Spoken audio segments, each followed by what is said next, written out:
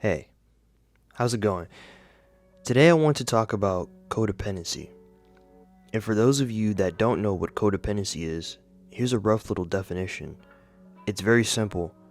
Codependency is basically a dysfunctional dynamic where one person becomes the giver, constantly sacrificing their own needs while the other becomes the taker, offering very little in return.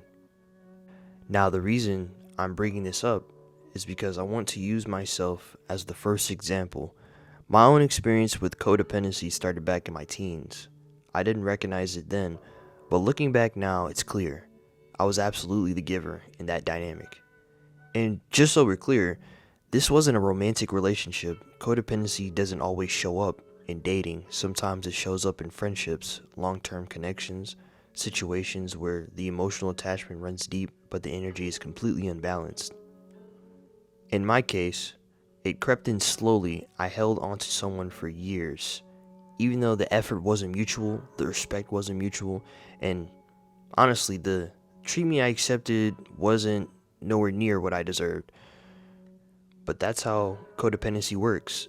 It shows up in little ways. You make excuses for someone, you overlook disrespect, you keep giving even when you're drained, you accept the bare minimum because you're scared of losing the connection. And before you know it, you're sacrificing your own peace just to keep someone in your life. Okay, alright. So now that I've told you a little bit about my own experience, let's talk about how to avoid falling into these codependent patterns yourself. Alright, so I'm not going to pretend like, you already, listen. I don't know everything, but from what helped me in my experience, how I like to say I don't know everything because I don't. But what helped me was feeling certain types of emotions, right? So we have the obvious. You're gonna feel this is what I felt. It's not gonna be in order, but anger was one, disappointment and sadness. Those three right there. Yeah, those were the three that did it for me. That rhyme? Did that kind of rhyme? Anyways, they made me snap out of it. It made me what exactly, how can I describe this in a slightly better way? No, I don't think there's a better way. It just made me detach from the person slowly. It took a while though for it to fully become a detachment, oh nah, I just do not care at all. No more. I don't care. It might, because when something's been going on for years, it's like you being on like a substance and you're trying to get off of it. It's once, because you think, oh, I can quit anytime, but not in this case. But I'm just using that as an example. Substance, I can quit anytime, and then you're locked in for years, and then now you try to quit, it takes a couple more years for you to, it might take a couple more months for you to finally, get it together. But that's basically how it starts, right? I mean, my fault. That's basically how the detachment starts, right? So, moving on a little bit to the next part. Wait. Actually, before I move on, just know that there's a lot more to this, all right? I'm just gonna, I gotta throw that in there. I always gotta do that, all right? For codependency, there's a whole bunch of different types of codependency. In this video, we're just talking about the basic definition, right? But I'm certain there's a lot of things in here. If I gave you more details, you'd be like, oh, okay. And it might help you. Honestly, doing this video made me realize I was literally codependent. That's the craziest part about it, right? Yeah. And I was like, all right, well, it's time to switch everything up. I'm gonna use my life as an example now, since I came to that realization. But hey, you live and you learn. Anyways, we're going to move on to section 2. Oh yeah, by the way, for these types of videos, make sure you might want to get a therapist. If it's I always recommend that, getting a therapist, like a good therapist. I will always recommend that. I had a therapist at one point in time.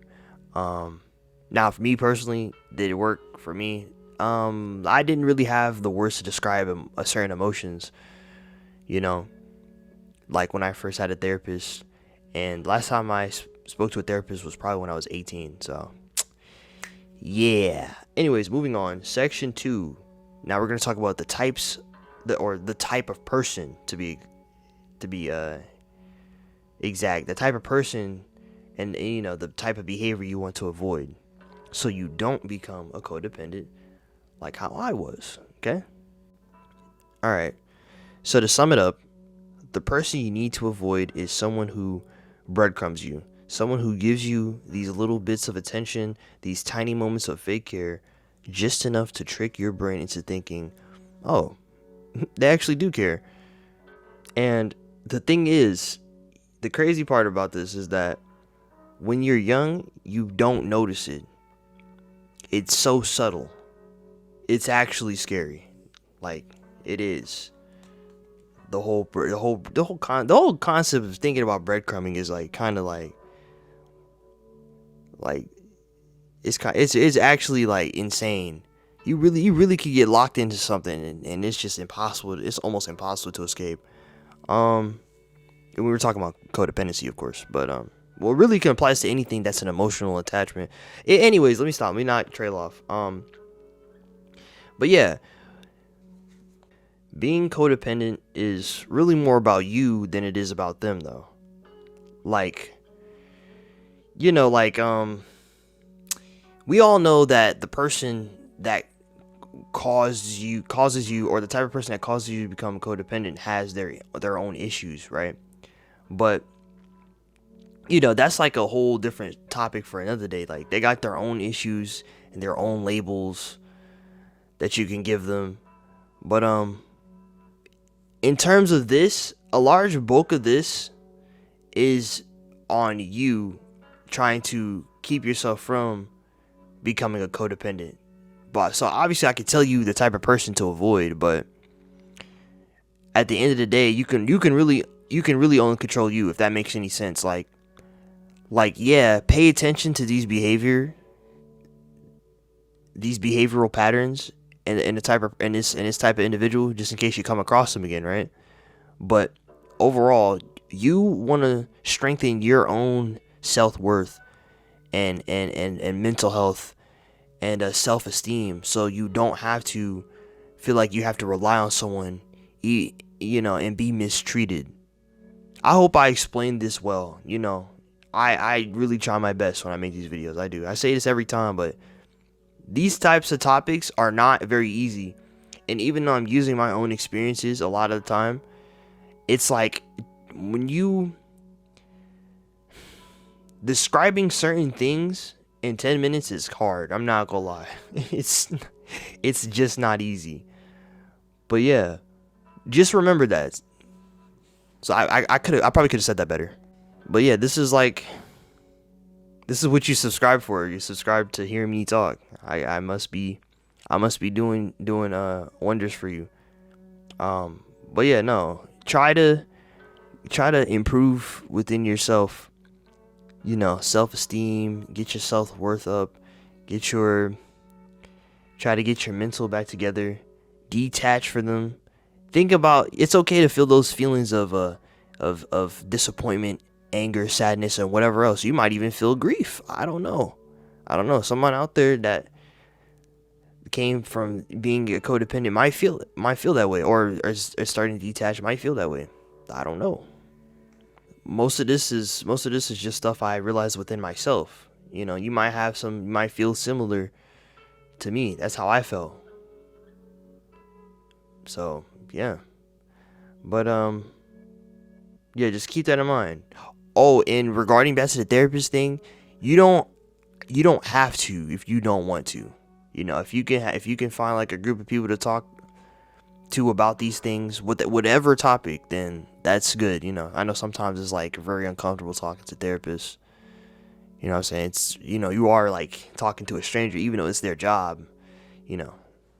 Also, some therapists aren't really like, they're not the best. That's why you gotta like find the one that works for you, that actually is good. You know what I'm saying?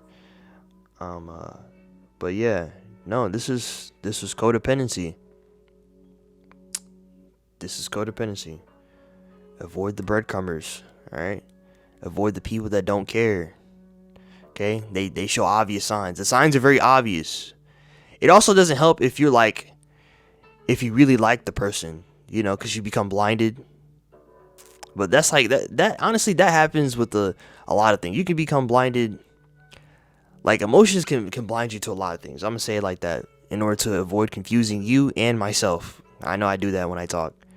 But I hope y'all learned something from this video. I was talking kind of fast today.